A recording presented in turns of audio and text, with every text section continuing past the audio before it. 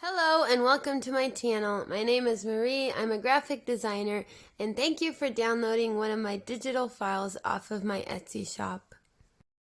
By buying one of my digital files, you support me, my business, and my passion, so I would like to thank you.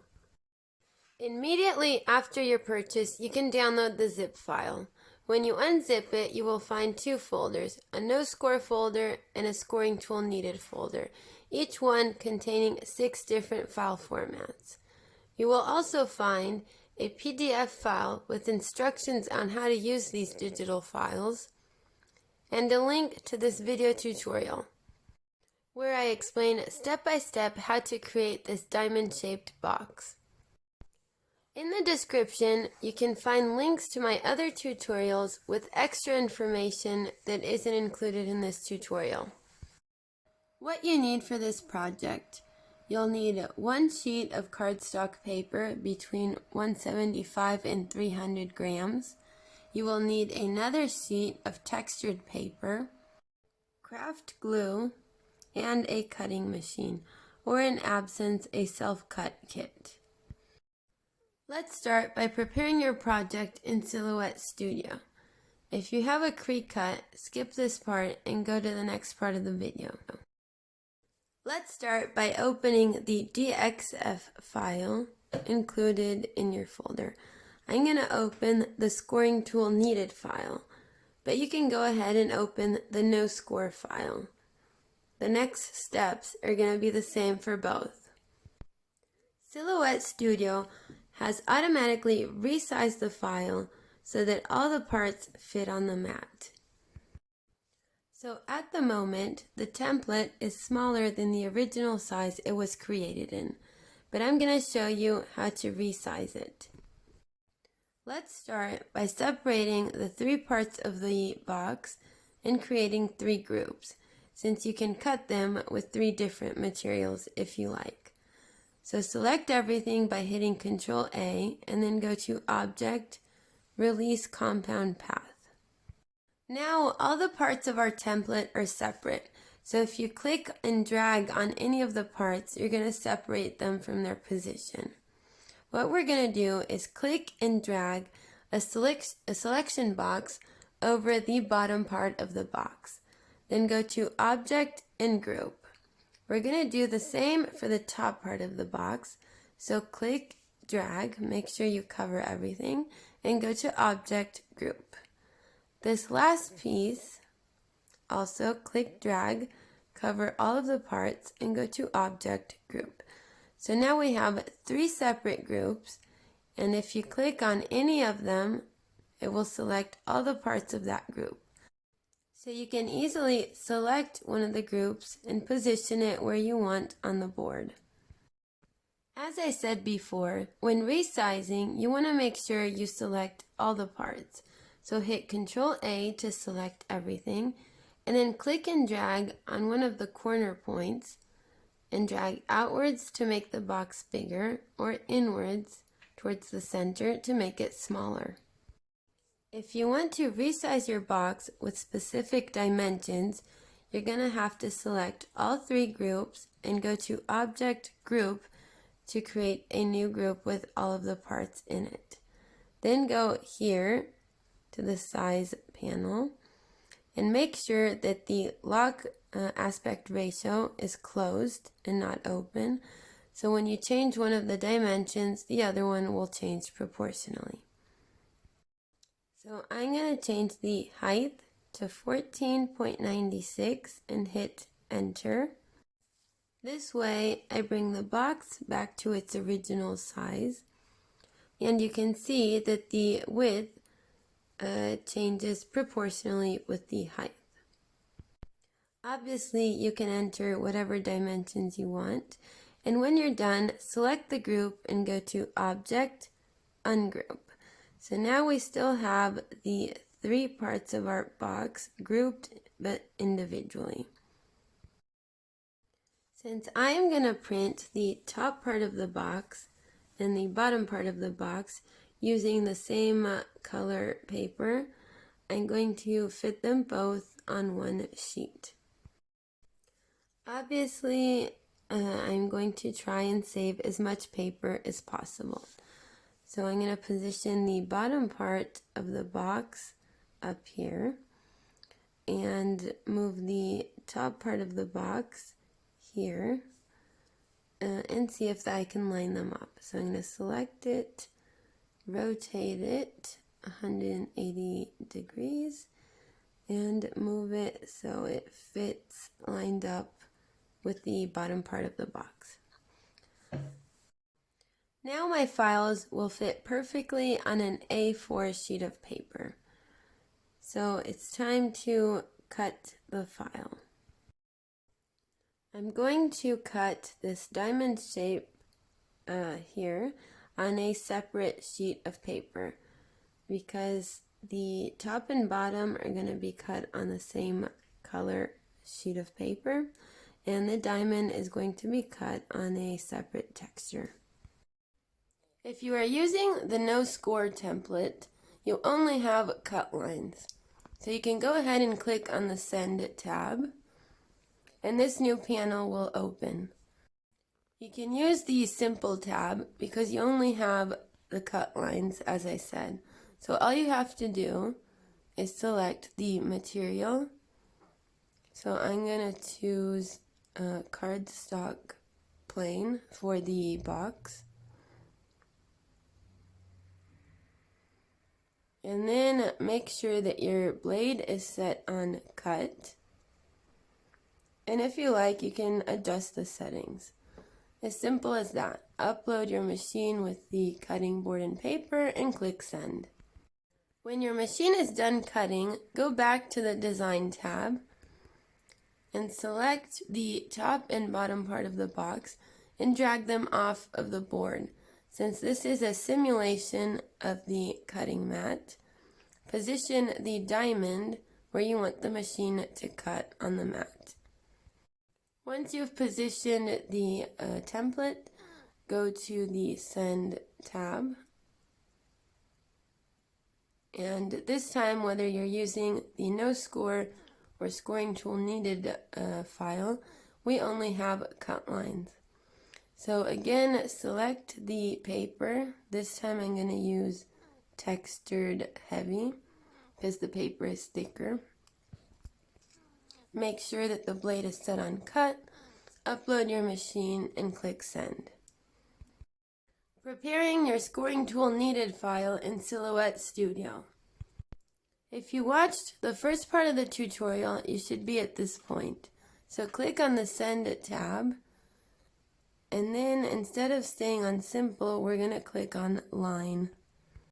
Here you can see that the lines in our template have two different colors.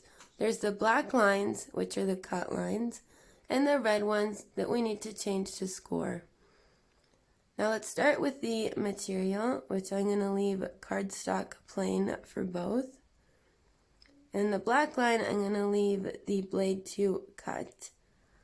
When you assign the blade roll, make sure that the tool number is correct. I have an auto blade, so I have one tool that does the cutting and the scoring, but you might have two separate tools. So now I'm going to change the red lines to score. So click on the drop down menu here and click score. As you can see, it's very simple. If you want, you can change the settings. If this is set on the red lines now, so the score lines. If you want to adjust the cut settings, just click on the black square and it will open the cut settings. At this point, upload your machine with the cutting mat and paper and click send. When your machine is done cutting, go back to the Design tab, select both the top and bottom part of the box and drag them off of the board. We're going to drag the diamond shape on and position it where you want the machine to cut, since the board is a simulation of the cutting mat. Once you've positioned the shape, you can go to the Send tab.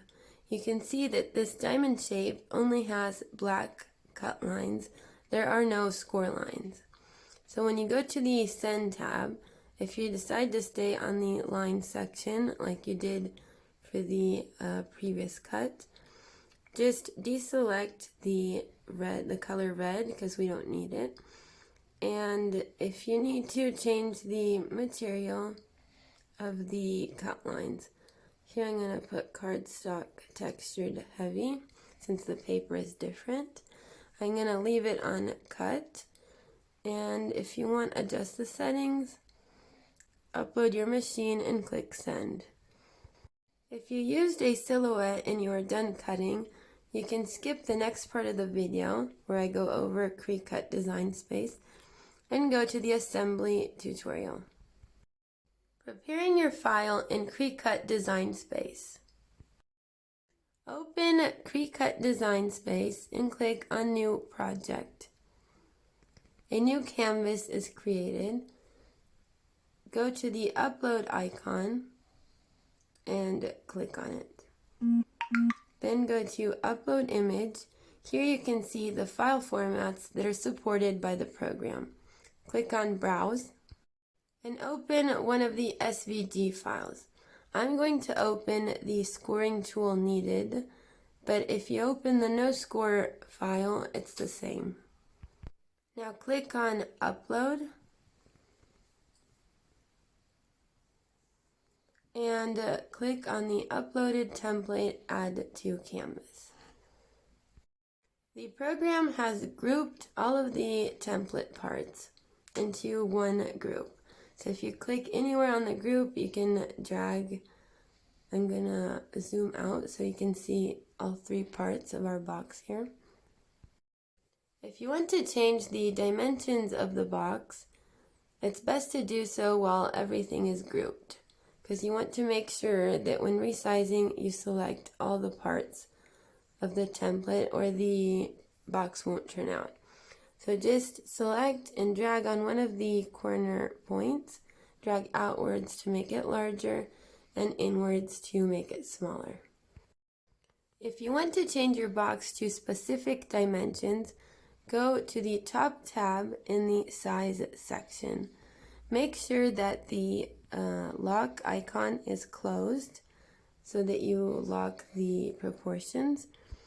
Enter the width or height that you like and hit enter on your keyboard. You will see that your box is scaled proportionally.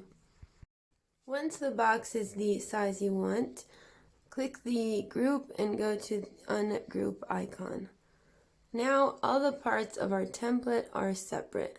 So if you click and drag on any part of the template, it's going to separate that part from its original position. If you are using the no score template, you can go ahead and skip this next part. If you are using the scoring tool needed template, you can see that we have black lines and red lines. We are going to have to change all the red lines to score lines. Unfortunately, we can't just select all the red lines together. We're going to have to select them one by one. So if you go to the Color Sync tab, you can see that all of the template parts are divided into color groups. When you select a line, here in the Operation section, you can see the color of the line. So let's select the red lines and change them to score. When you change a line to score, it's going to become a black dash line. If you have difficulty recognizing the red lines from the black ones, you can use the template guide that is included in the PDF instruction manual. You can select multiple lines by clicking on one line and holding Shift while you select another one. So just go around the template and select, as I said, all the red lines and change them to score lines. The diamond shape that goes on the top of the box has no score lines, just the top and bottom part of the box do. If you have difficulty selecting a line because there's a black line on top of it, just select the black line and then right click and go send to back. And now the red line will be on top, so it will be easily selectable. So you can select multiple black lines that are on top, and then just hit right click and send to back. As I said, when you change a red line to score line, the line will be removed from the red group and the color sync.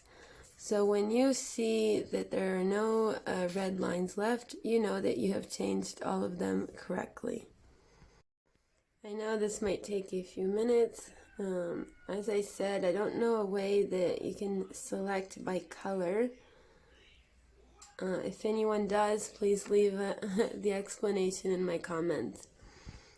Okay, so now we just have to change these last score lines on the top part of the box. So I'm going to send the black lines to the back, select 1, 2, 3, and 4, and change to score. So now I have purposely left one line. It's the only one that still needs to be changed, because I wanted to show you that there's only one line left here in the red group. So once I once I change this line, which is the only one left in the red group, I'm going to change it to score. You can see that the color red disappears from the color sync. So this is how you know that you have changed all of the red lines, because the color red is not present anymore. Let's go back to the layers panel. And at this point, whether you're using the scoring tool needed file or the no score file, so if you've skipped to this part, we can proceed the same way with both templates. So click and drag a selection box that covers all of the parts of the bottom part of the box, and then click attach. Now do the same with the top part of the box. Click and drag a selection box over all of the parts and click attach. The diamond shape is already one shape, so we don't have to do anything. Now all we have to do is cut our paper. So click on Make It.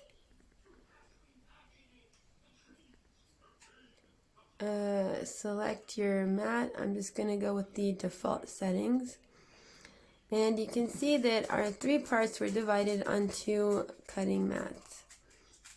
Since the diamond shape has a different material, I'm going to separate it and put it on a 3rd mat.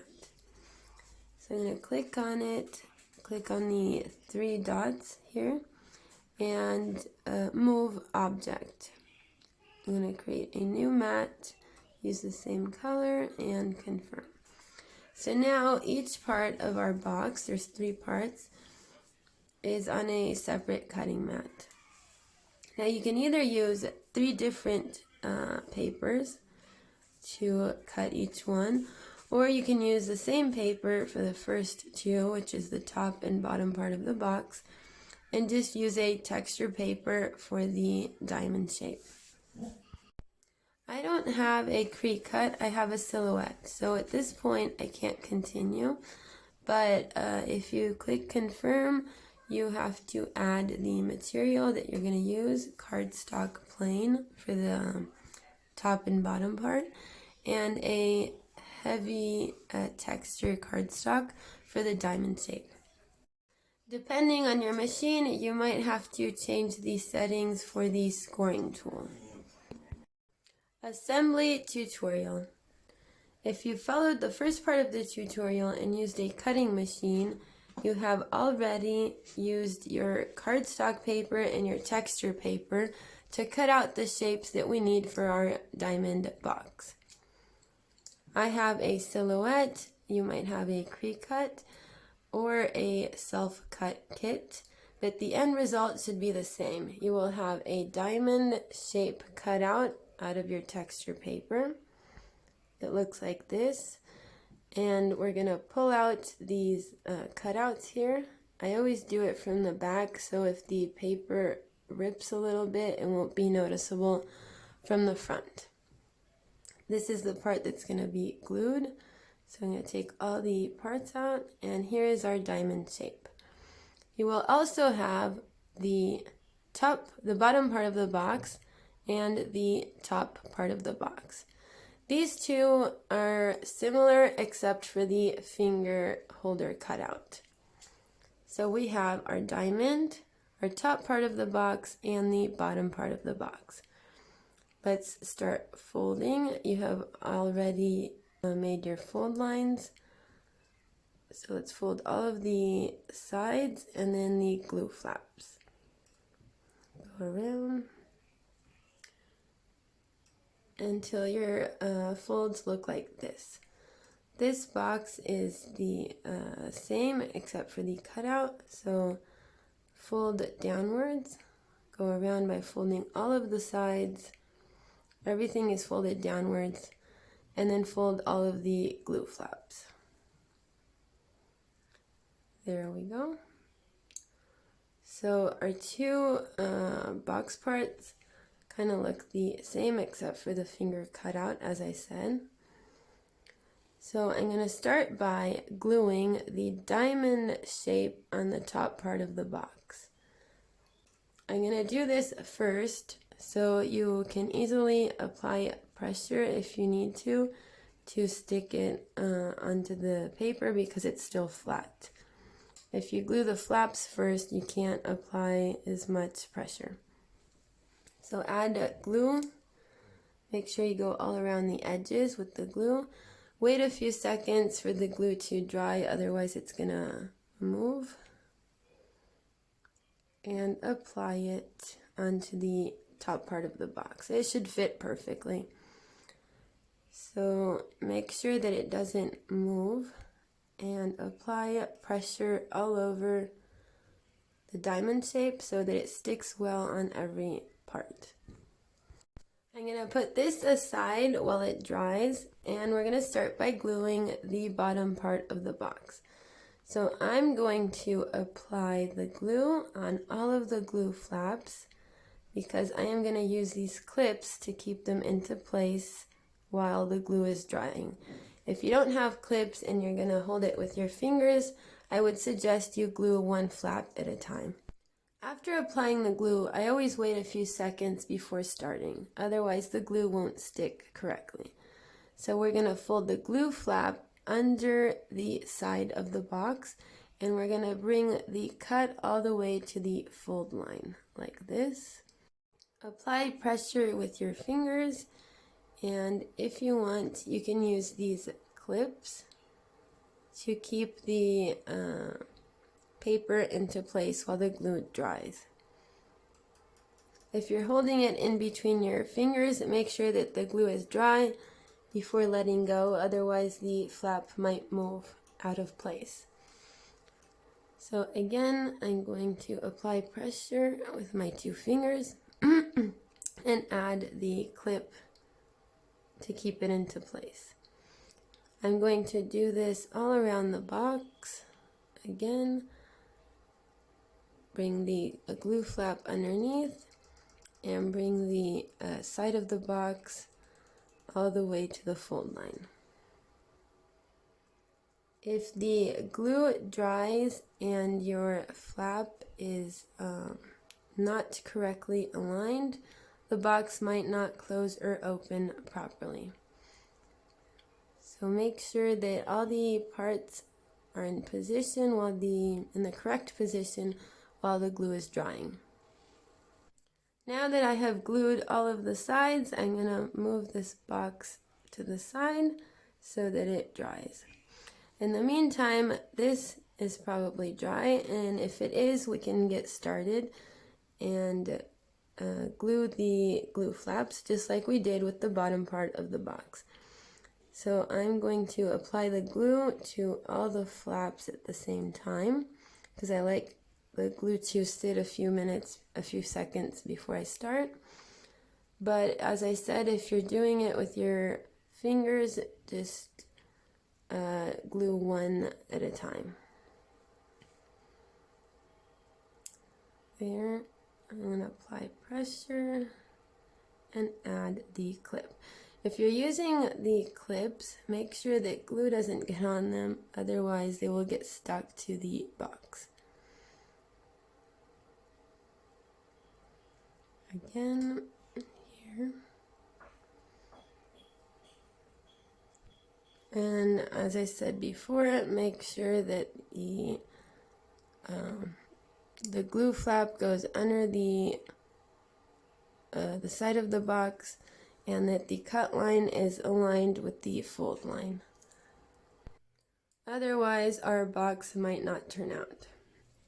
So here, I'm on the last two sides here. There we go. Also, if you are like me, applying glue to all the glue flaps at the same time, make sure that the last flap doesn't dry before you close it. There we go. So I'm going to set these to dry, and when they're ready, I'm going to take off the clips. Make sure that the parts have glued correctly. There we go. And here is the bottom part of the box. Very simple. Now let's take the clips off of the top part of the box. Always make sure that the sides are dry, otherwise they might move out of place. And here is the top part of the box. Here we go. And voila! Here are the beautiful diamond boxes with the texture on top. They are elegant, particular, and you can easily open them by using the finger cutout. You just put your fingers into place and take the lid off with your other hand. You can fill them with whatever you like. I hope you enjoyed this template and that you will buy more from my Etsy shop in the future. I also hope that this tutorial covered everything you needed to create this project. As I said, there is a PDF instruction manual included in the zip folder. If you have any suggestions for my future designs, just drop a comment. Don't forget to give me a rating, and you can follow me on Facebook, Instagram, Pinterest, TikTok, and YouTube. Thank you for supporting my work. I will see you in the next project.